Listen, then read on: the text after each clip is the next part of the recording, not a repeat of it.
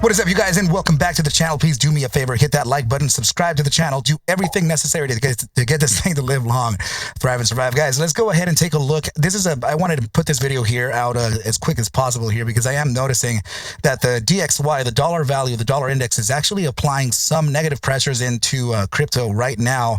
So I wanted to give a fair warning out as we are noticing here that the dollar value increases and it's creating XRP to kind of show that similar behavior, right, guys? So this is your XRP ticker right here, and this of course is your DXY ticker right down here, okay, right up here, guys. Okay, so just a heads up over what we're noticing right now, guys. I wanted to put the quick warning out that if this does continue to the downside here, there might be a little bit of a peekaboo to the bottom side of price action here. And I will say that I'm not entirely sure that this is going to be a negative thing here because of the positioning on XRP particularly. Okay, guys. Now the reason why I'm saying this is because in the current state, there is a very obvious regression happening here right now, right, guys? We can see here that we're quite literally at that bottom side of price right now.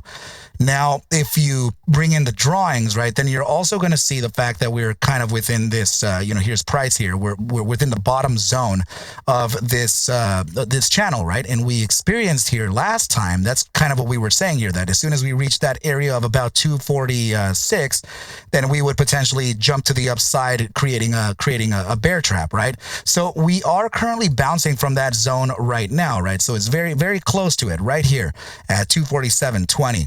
Now, why I'm saying that I want to issue a warning here is because of a couple things, right, guys? The couple things in this perspective are going to be introduced to you like this, okay, guys? So let me just go ahead and create a group out of all this right here and call this upside thesis, right? So we'll just go ahead and kind of block the visibility here from that and now display to you a different perspective.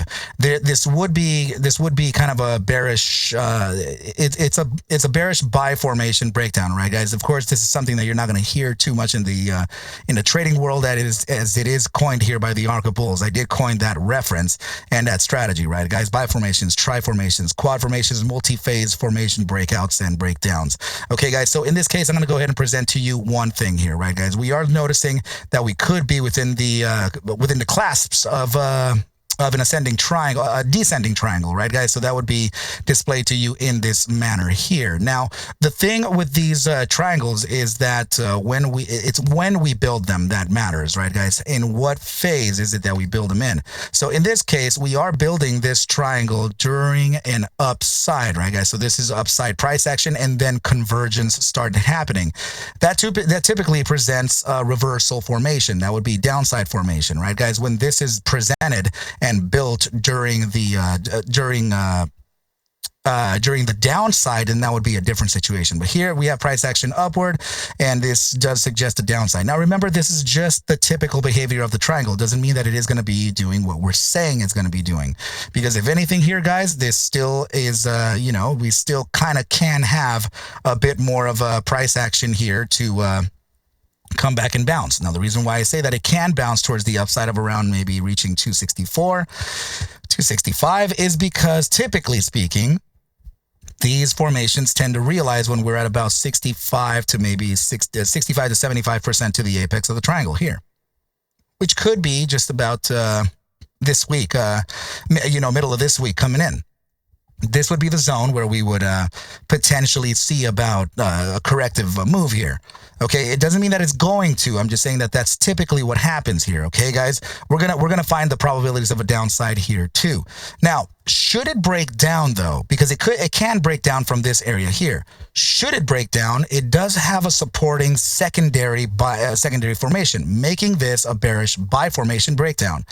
Okay, so that other formation is known as your your Adam and Eve, right, guys? So that would be presented to you just like this here, right? It looks very much like an inverse cup and handle formation, right, guys? So this would be your Adam and Eve right down here. So the way you measure it is just like you would any type of cup and handle, right? Just inversely speaking, you take this, you apply it to the bottom side of that handle, and then you have your target to the downside being $2.28. So if we are looking at a $2.28, I would see that this would be your might as well target down here. So that would be 226 to about this area of inflection, right? So that would be roughly around 233.17 that we can get here as a breakdown from the Adam and Eve. Now remember that there are 3 other targets to evaluate here from the formation itself, right? So let's just say that we would do the middle target. Well, I mean, if we were to break down here in the next maybe 6-hour bar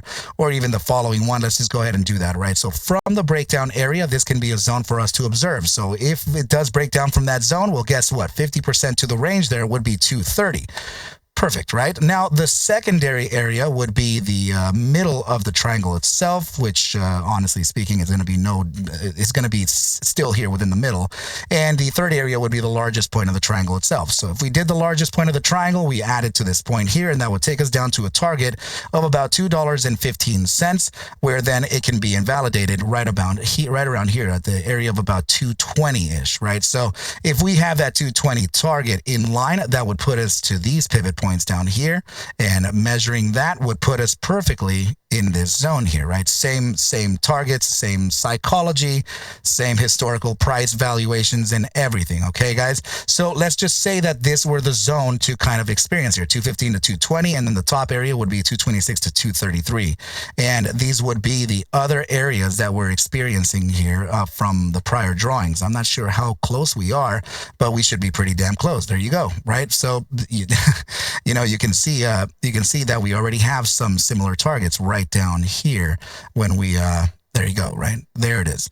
So, and should we combat these downsides, right? Should we break below these? Breaking below this area here of 242 to 246 would bring you down to the to the 234 to 227, and then breaking below this would take you into this area here.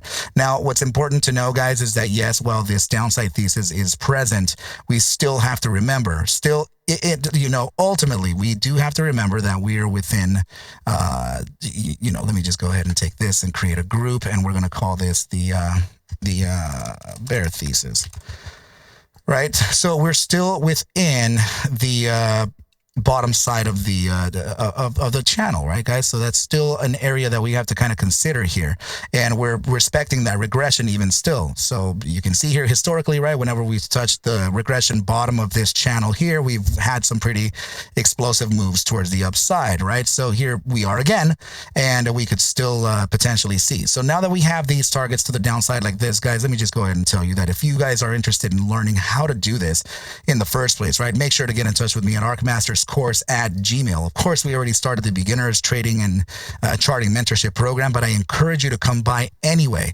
as I am running a special here should you choose to continue inside of this beginners masters course. I have a surprise for you, but you have to find out by emailing me and knowing what that is. Okay, guys? So I will include a few other amenities here for your benefit and for your use. Okay, guys? So make sure to get in touch with me at ARCmasters course at Gmail. Ask for your syllabus and disclaimer to learn how to consider to learn how to make the trade happen for you. Okay, guys? Anyway, so yeah, let's go ahead and now observe volatility versus momentum and see how that's kind of working out for us. All right, guys, let's get rid of the drawings for now and see about the positioning that we have currently. So going down to a granular level, right, we're at the 10-minute time frame right now, suggesting downside here with critical expansion, meaning that the acceleration metric here, right? So we're using volatility, which represents the disbursement of returns. This would be the acceleration model and deceleration model. Your bias for direction, right? Your directional bias would be used by stochastic momentum. In this case, pivoted to the downside and accelerating, right? So that would be downside acceleration on a 10-minute bias. So let's go into the 15-minute time frame and see how we're domino affecting this, cascading, right? We have acceleration here as well with a downside pivot. So that tells us that the 15-minute time frame is still suggesting a potential continuation towards the downside. 30-minute time frame appears to be a little corrective here, guys. If it does show corrective price, I'm not sure how long that can last, or that could tell us that we may have found a floor for the immediate short term, right? So this is, I mean, historically speaking, it is pretty damn low all the way down down to the 8%, we can see many other iterations at that 8% kind of realized towards an upside, right? So that's leading towards the thesis of maybe we are at the bottom side of that huge, that huge channel right in here, right? Okay, so let's continue on the analysis and find out what else is good. Okay, so let's go to the hourly time frame, see how we're cascading into that. All right, hourly time frame does have massive acceleration with a downside continuation and still 34 minutes, 35 minutes to close. The bi-hourly time frame, huge acceleration towards the downside, guys. Okay, that's still downside. This we're probably going to reach those new targets that I'm talking to you about. Okay, crossover to the downside on the 3-hour time frame with massive acceleration. Let's see how much downside we have. Okay, so we would have right here about 3 hours worth of downside. So the 3-hour time frame did open up about an hour and a half ago. So let's go ahead and open up the data cells. This is joining the trading team, guys, and also joining the master students. You would receive, you know, tools like these for absolutely free. So anyway, let's go ahead and take a look at this, right? So current time frame ATR equals about 4 cents, a little over 4 cents, taking you to an ATR low of about $2.49, which is where we are right about now.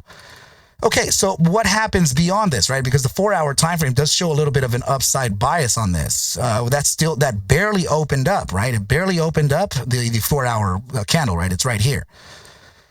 Now, typically speaking, when we close a new candle, or when we open up a new candle and close the prior one, there is a 60 to 70% probability of getting a 30 to 50% prior bar pullback, which would lead towards a target of about $2.52 roughly from this area here. So you would experience first the peekaboo to the downside, then catch the retracement here up to 252.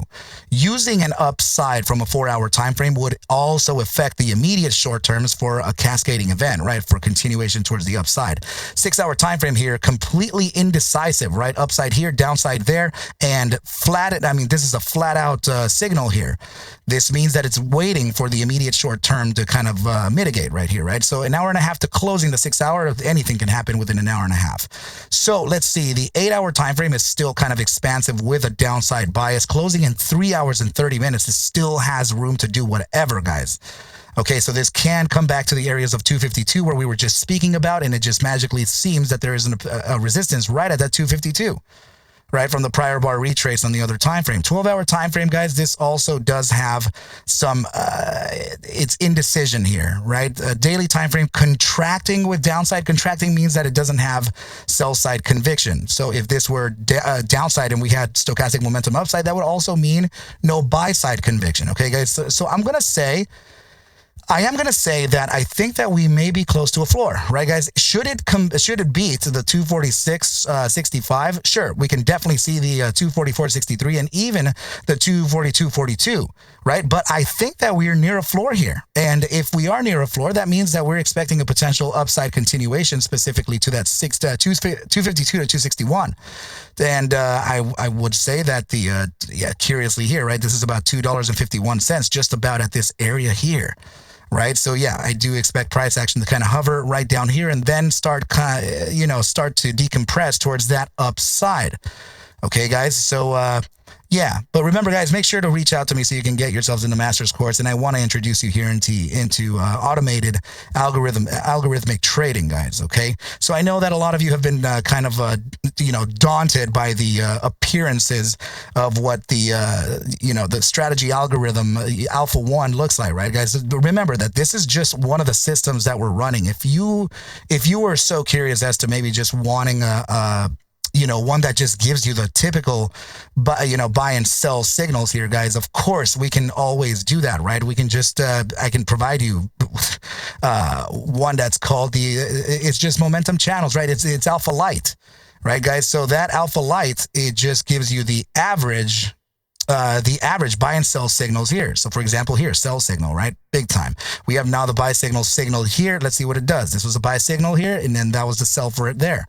Right, guys, you had a buy signal all the way down here, daily time frame of XRP, right? This one down here, and it's sold right up here. So we also have these types of systems as well, the ones that don't have to be connected into something. So make sure to get this algorithm with the link right on the top right here. Okay, guys, and throw those ATWs in the chat right now, man. Watching this thing all the way. I love you guys so much. And if there are any further questions, make sure to reach out to me, guys. I love you all dearly, and we shall speak very, very, very, very, very, very, very, very, very, very soon.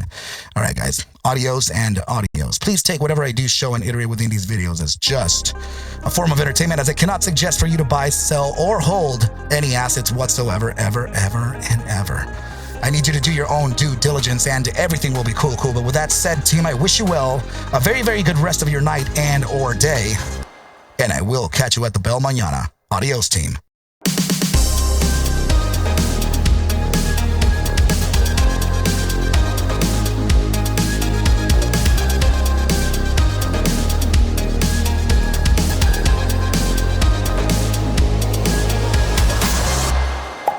Oh, yeah.